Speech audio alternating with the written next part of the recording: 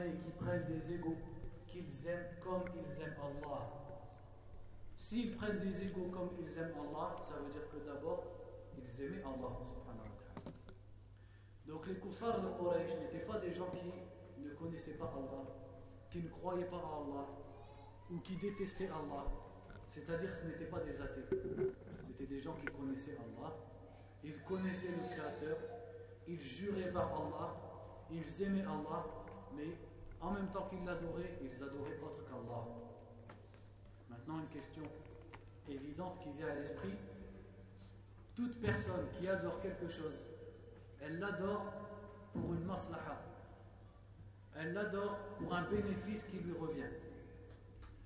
Quel bénéfice ils espéraient de l'adoration des statues, sachant qu'ils savaient pertinemment que ces statues, elles ne les guérissent pas, elles ne peuvent pas les aider à avoir des enfants, elles ne peuvent pas les sauver d'une catastrophe, etc., etc. Donc, qu'est-ce qu'ils attendaient? La réponse est dans deux versets. Le premier qui dit: et ceux qui prennent en dehors d'Allah des alliés disent: nous ne les adorons que pour qu'ils nous rapprochent d'Allah en degrés. Et dans l'autre verset, ils adorent en dehors d'Allah ce qui ne leur nuit pas et qui ne leur est pas bénéfique, et ils disent: voici nos intercesseurs vers Allah. Donc ils n'attendaient qu'une chose de leur divinité, c'est qu'en se rapprochant d'elle par l'adoration, elle les rapproche d'Allah, parce qu'ils avaient comme shubha que eux-mêmes directement ne peuvent pas se rapprocher d'Allah subhanahu wa ta'ala. Donc pour revenir à notre sujet et à l'explication du verset et du tawhid, on en comprend que le tawhid, c'est pas juste croire à Allah, et c'est même pas juste adorer Allah. C'est adorer Allah et renier l'adoration d'autre qu'Allah. Et cette signification, on la retrouve premièrement dans La ilaha illallah. La ilaha, il n'y a pas de ilah. Ilah qui veut dire ma'boud. Il n'y a pas de choses qui s'adorent, qui doivent être adorées. Et après tu dis illallah. Donc la personne, pour rentrer dans l'islam, elle ne dit pas juste j'adore Allah. Elle doit dire il n'y a personne qui doit être adoré sauf Allah. Elle renie et elle affirme. Elle renie l'adoration d'autre qu'Allah et elle affirme l'adoration à Allah. La ilaha illallah. Dans la sourate Al-Fatiha, Iyyaka na'budu. Ces deux mots résument tout l'islam et tout le tawhid. Ça fait partie des miracles du Coran. Et ce qui prouve que c'est la parole d'Allah subhanahu wa ta'ala. Celui qui étudie Surat al-Fatiha, il n'a pas besoin de savoir si dans l'islam il était écrit que les fusées allaient partir sur Mars ou sur Jupiter. Celui qui étudie le tafsir de Surat al-Fatiha, il n'a plus aucun doute que ça vient d'Allah subhanahu wa ta'ala, même s'il ne connaît rien d'autre du Coran. Celui à qui on explique la signification et les secrets de Surat al-Fatiha, il peut être que convaincu que ça c'est la parole qu'un prophète il a répété de la part d'Allah subhanahu wa ta'ala. Quelqu'un ne peut pas dire des paroles si résumées avec autant de sens cachés derrière, et autant de sens qui se réunissent sans contradiction. Iyyaka na'budu, c'est toi que nous adorons.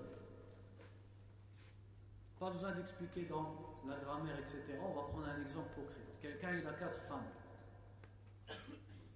Déjà vous dites d'abord il a de la chance. Après on explique. Ça vous dites dans vos têtes. Il a 4 femmes. Il dit à une des 4 femmes: je t'aime. Est-ce que l'être humain il dit je t'aime à sa femme? Non. Uhibbuk. Comme il dit à son frère: uhibbuka fillah. Quand il aime quelqu'un, il doit lui dire. Il lui dit uhibbuki. Est-ce que ça veut dire qu'il n'aime pas les autres? Non. Quand il lui dit je t'aime, demain il va aller avec l'autre et il va lui dire aussi je t'aime. Et la troisième, il les aime toutes. C'est possible ou c'est pas possible? C'est possible. Parce qu'il a dit uhibbuk. Si Allah avait dit dans ce verset na'buduk, nous t'adorons, ça n'aurait pas impliqué qu'on n'adore pas autre qu'Allah. Mais s'il dit à sa femme c'est toi que j'aime, qu'est-ce que ça veut dire? Ça veut dire que les 3 autres, il les aime pas, il n'aime que celle-là. Il est muwahid dans l'amour de sa femme. C'est un amoureux sincère, exclusif. Donc dans le verset Iyyaka na'budu, c'est toi que nous adorons. Ça implique quoi? L'exclusivité. C'est-à-dire c'est toi que nous adorons et nous n'adorons pas autre que toi. Donc on retrouve la ilaha illallah, la négation et l'affirmation. Le verset la ikraha fi din. Qu'est-ce qu'il est dit dans ce verset?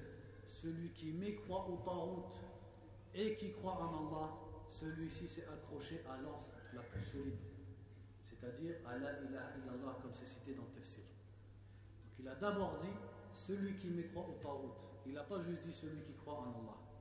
Il a mis une condition avant, c'est que tout en croyant en Allah, il renie le tarout, c'est-à-dire ce qui est adoré en dehors d'Allah. C'est comme la ilaha, faman yakfur bit tarout, la ilaha, wa yu'min billah illallah. Dans Surat Maryam, quand Allah a dit fa'budhu wastabir li'ibadatihi, adore-le, c'est-à-dire ton Seigneur, et patiente dans son adoration. Ça c'est une affirmation. Et après qu'est-ce qu'il a dit? Hal ta'lamu lahu samiyya, est-ce que tu lui connais un homonyme? C'est-à-dire, est-ce que tu lui connais quelqu'un qui a les mêmes qualités que lui, quelqu'un qui lui est égal? Donc c'est-à-dire bien sûr le sens c'est non, c'est une évidence. Donc il a affirmé l'adoration et après il a renié le fait qu'Allah ait des égaux et donc Allah il est des divinités qu'on adore avec lui.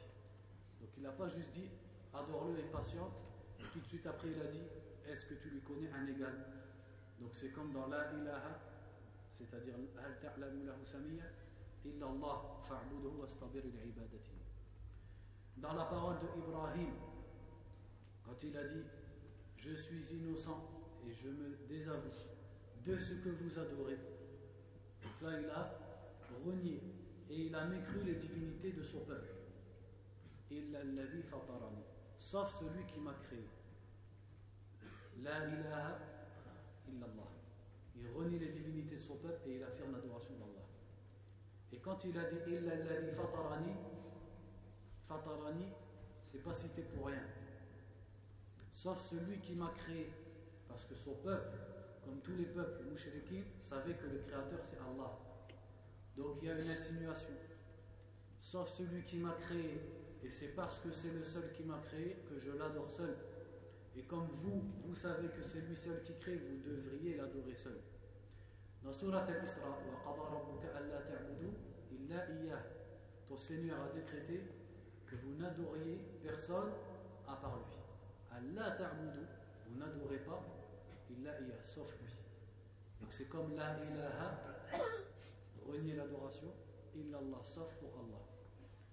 Et aussi dans le verset qui est avec nous ici, et dans beaucoup d'autres versets du Coran. Et aussi par rapport à ce qu'on disait à propos de Kuffar Quraysh, un verset très important dans Surat Yusuf, qui est dans le même sens des versets qu'on vient de citer, qui dit وَمَا يُؤْمِنُ أَكْثَرُهُمْ بِاللَّهِ إِلَّا وَهُمْ مُشْرِكُونَ. La plupart d'entre eux croient en Allah qu'en étant associateurs. Donc dans ce verset qui parle des associateurs, Allah affirme qu'ils ont une foi, puisqu'il a dit la plupart d'entre eux ne croient en Allah qu'en étant associateurs, c'est-à-dire ils croient, ils ont une iman, ils ont du iman. Est-ce que c'est le iman qui est demandé dans l'islam? Non. Leur iman, ce verset il a été expliqué par Abdullah ibn Abbas et par ses élèves comme Saïd ibn Jubayr, Mujahid, Al-Dahhak et d'autres, rahimahumullah ajma'in. Ils ont expliqué ce verset en disant imanuhum, leur foi qu'Allah leur a attesté dans ce verset, c'est quand ils disent Allah c'est lui qui nous a créés, c'est lui qui nous fait vivre, c'est lui qui nous fait mourir, c'est lui qui nous donne notre subsistance, c'est-à-dire etc. Ar-Rububiyyah, ils croient à la Rububiyyah, le fait qu'Allah c'est lui le créateur, le possesseur et le gérant de cet univers. Et ils ont suivi leurs paroles en disant mais en même temps ils associent à Allah en adorant autre qu'Allah. Donc ils ont une croyance en Allah qui est Ar-Rububiyyah, le fait de croire que c'est lui le créateur, etc. Mais ils ne font ça qu'en étant associateurs dans quoi? Dans l'adoration. Donc voilà ce qu'est le droit d'Allah, voilà ce qu'est le tawhid, et voilà ce par quoi a commencé Allah Azza wa Jalla a commencé ce verset avant de parler des droits des gens. Ça fait combien de temps qu'on parle? 1 heure. Donc on va s'arrêter là, on ne va pas vous fatiguer. Comme ça après on rentrera dans Mu'amalat. Ça c'était pour le premier point. Après, on va parler des parents, les proches, les voisins, les femmes, pour les femmes, leurs maris, etc., etc. Et le cours, comment il va être? C'est un cours simple. On cite le tafsir de Cheikh Abdelrahman ibn Sa'di sur les différents points, al-walidayn, les parents, les voisins, et on fait suivre ça par des hadiths qui parlent du comportement à suivre envers ces différentes catégories de personnes, jusqu'à ce qu'on parle, Inch'Allah, si on va finir, du comportement à suivre avec les animaux. أقول قولي هذا والله أعلم وصلى الله وسلم على نبينا محمد وعلى آله وصحبه.